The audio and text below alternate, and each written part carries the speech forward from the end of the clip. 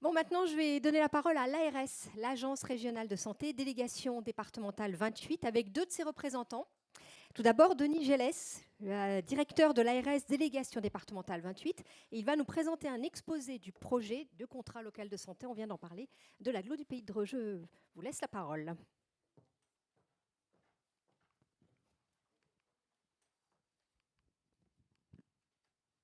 Alors voilà, un titre accrocheur pour garder votre attention vers un contrat local de santé pour l'agglo du Pays de Dreux.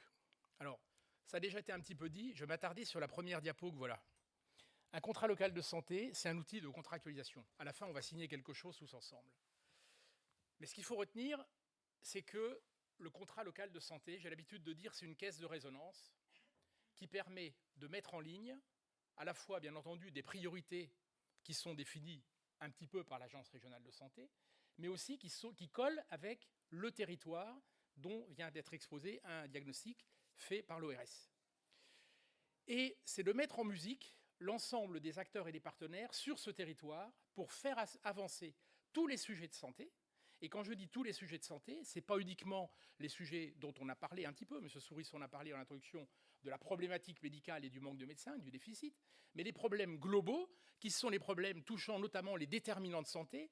Et on redit au passage, je le redis, que les déterminants de santé, qui sont le cadre de vie, la qualité de vie, l'eau, l'air que l'on respire, ce que l'on mange, l'activité physique, etc., ça, ce sont les déterminants de santé qui pèsent à 80% sur la réalisation des problématiques de santé. En résumé, lorsqu'une personne a un problème de santé, 80% de ces problèmes viennent des déterminants de santé qui ont été peu ou prou mal guidés depuis qu'elle est née, hein, par l'entretien du capital santé. Donc je vous le fais court, le contrat local de santé, c'est se mettre tous ensemble pour faire avancer les sujets qui vont permettre de faire progresser la santé des individus sur le territoire. J'en profite pour dire que d'ailleurs, lorsqu'on dit agence régionale de santé, il y a un problème de santé, on se tourne ou vers l'ARS ou vers la caisse primaire d'assurance maladie. Or aujourd'hui, la santé, ce n'est pas un sujet qui est accaparé par l'ARS. La santé, c'est un sujet qui est transversal et qui appartient à tout le monde. Nous, on souhaite effectivement, et c'est l'objet du contrat local de santé, que les élus que vous êtes, qui emmenez derrière vous des citoyens qui sont dans vos communes, ici ou là, en rural, en urbain, eh bien, participent à ce sujet de santé. La santé, c'est un sujet collectif, ce n'est pas un sujet individuel qui appartient à l'agence régionale de santé ou à la caisse primaire d'assurance maladie. Et donc, dans le contrat local de santé, on va y revenir tout à l'heure, dans les signataires, mais je le dis tout de suite, on aura bien entendu la collectivité ici, hein, le PCI, le pays de l'agglo de Dreux, on aura l'ARS, bien sûr, on aura l'État, on aura également l'éducation nationale, la caisse primaire d'assurance maladie, etc., etc. Tous les acteurs et partenaires qui, à un titre ou à un autre, directement ou indirectement, sont en capacité de faire quelque chose pour faire avancer la santé des individus et réduire les problématiques qui viennent d'être exposées rapidement. Par des comparaisons par rapport à l'ensemble du département, vous l'avez vu, au niveau régional ou également au niveau national. Alors, c'est répondre, j'en viens maintenant, après ce grand commentaire, à la première ligne, c'est répondre aux enjeux de santé identifiés sur le territoire. Le territoire dont vient nous éclairer les commentaires de Madame Leclerc n'est pas du tout la même chose que ce qu'on va retrouver par exemple sur le secteur de Chartres ou de Nogent-le-Rotrou. Et dans un objectif, ça c'est important, de réduction des inégalités sociales et territoriales de santé. Le sujet à partager, qui n'est pas le sujet de l'ARS, c'est le sujet de se dire, vous, tout un chacun, individuellement, en tant qu'élu, en tant que professionnel de santé, il n'est pas normal que Mme Bichu, M. Dupont, Mme Durand n'aient pas le même accès à la santé qu'elle habite Dreux, qu'elle habite dans un secteur à 50 km ou à 60 km de Dreux ou de Vernouillet. D'accord ? Donc c'est ça le sujet. La réduction des inégalités sociales et territoriales de santé, c'est ça. Et le CLS, parce que justement il y a une mise en musique de l'ensemble des acteurs et partenaires, c'est-à-dire une prise de conscience à un moment donné de ce sujet santé et de dire moi, dans ma petite partie, dans mes compétences, c'est les compétences choisies là, que par l'aglo, eh bien j'ai une capacité à faire changer les choses. On va y venir un petit peu dans le détail, mais je souhaite non pas vous persuader, mais vous certifier que dans les CLS qui ont déjà été signés ailleurs, nous avons des progrès sur la prise de conscience par rapport à cette problématique santé. D'accord ?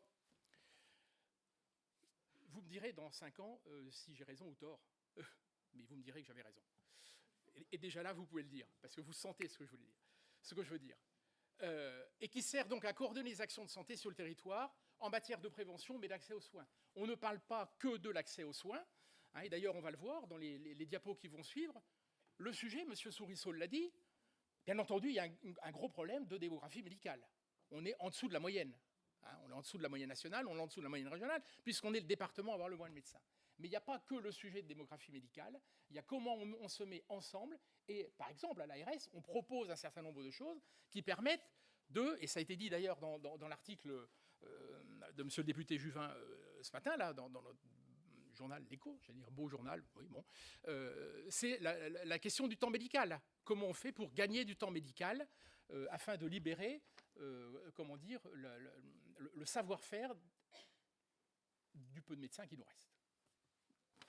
Donc voilà le vrai sujet du contrat local de santé exposé très rapidement. Alors, c'est moi qui passe le bidule, voilà. Donc, je l'ai dit, le signataire, l'État, l'ARS, la collectivité, ici, bien sûr, c'est l'AGLO, et tous les partenaires, je l'ai dit, ayant peu ou prou, de loin, indirectement ou pas, des responsabilités en matière de santé. Je vous donnerai des exemples concrets.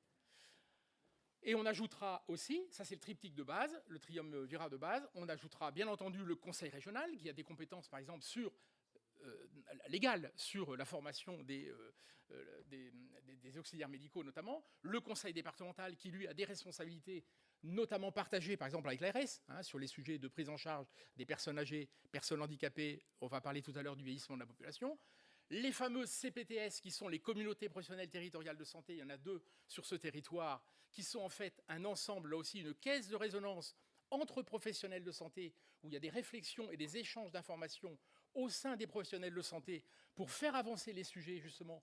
Et je peux vous dire que concrètement, depuis qu'elles existent, maintenant ça fait 3 ans, il y a vraiment une porte d'entrée très utile pour tous les partenaires. On s'adresse à la CPTS, ici il y a les présidents, j'ai vu le docteur Brisset tout à l'heure, et un représentant de l'autre CPTS, Nord-Ouest Eure-et-Loire, c'est la CPTS Noël, vous voyez, on approche. Hein. Voilà, jeu de mots. Et on a vraiment là comment dire, quelque chose de très, très important qui nous permet, à nous, on va dire les administratifs du circuit, d'avoir des interlocuteurs responsables et en ligne directe. L'éducation nationale, bien entendu, hein, elle gère, on va dire, tout notre foyer de jeunesse, avec bien des problématiques à creuser, par exemple en termes de prévention. L'assurance maladie, donc là il y a le directeur dans la salle, M. Viau, de la caisse primaire et la MSA, etc.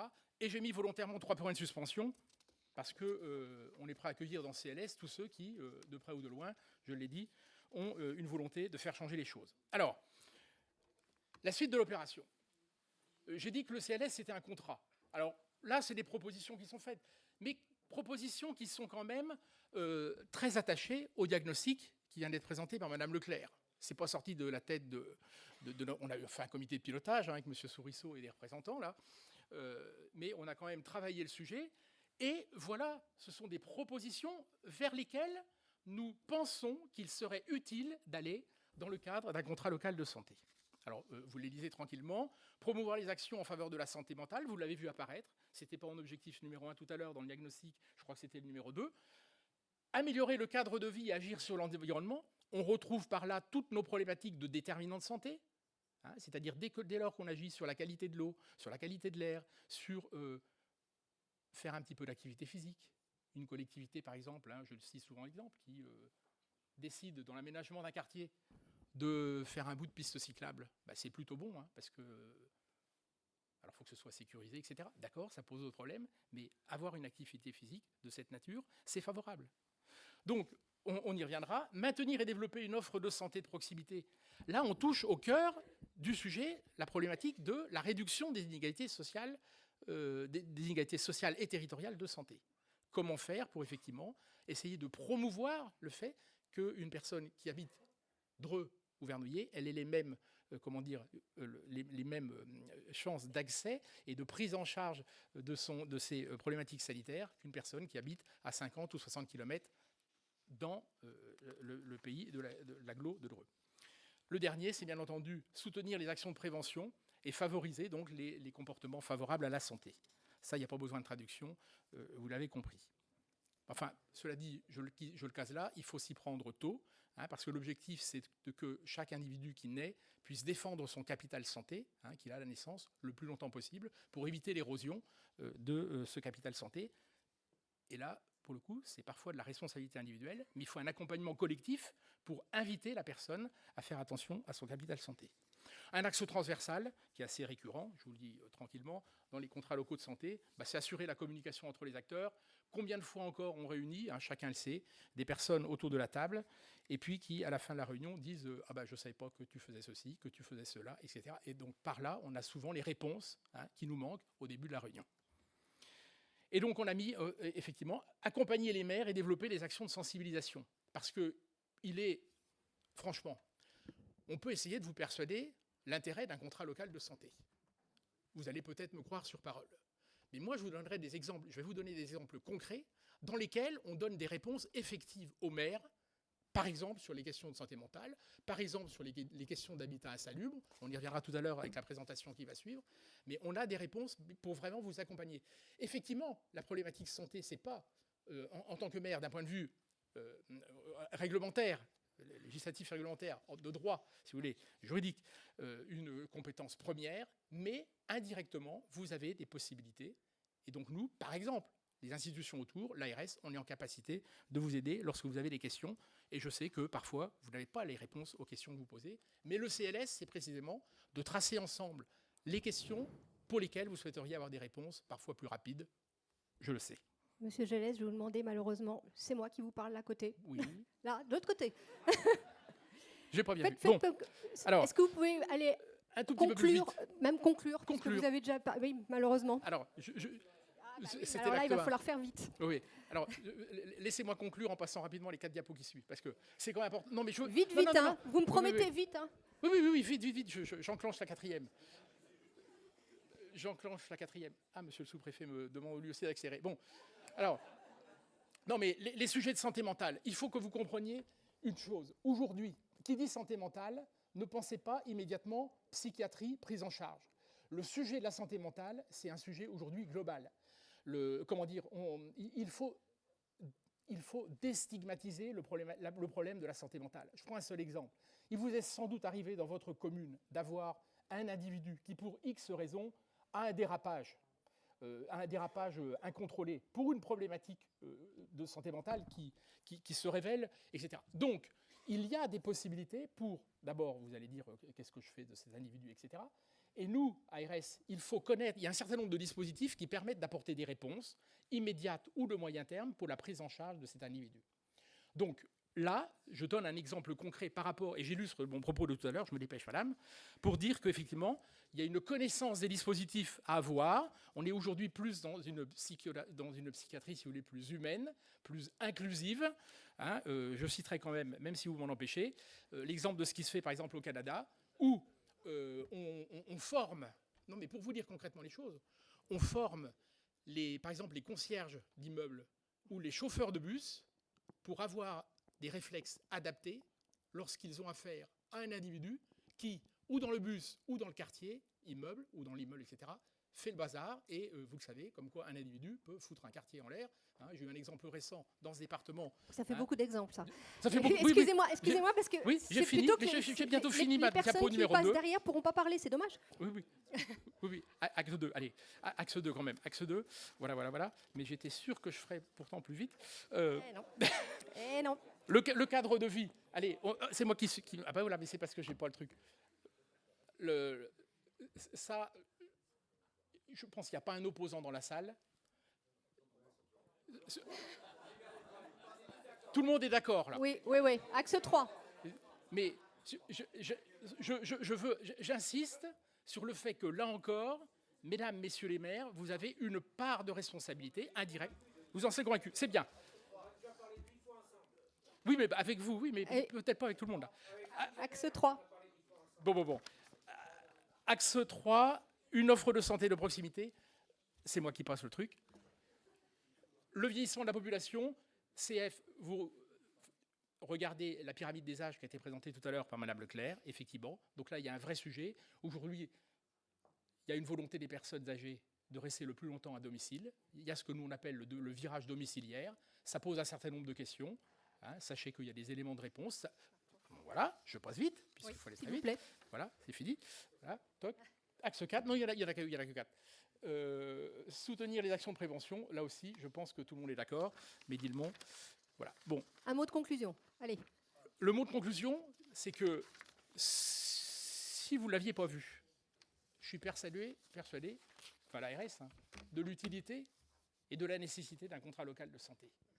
Je reviens à ma première diapo, c'est le fait qu'on soit tous ensemble pour essayer de faire évoluer en positif la santé de nos concitoyens. Merci beaucoup.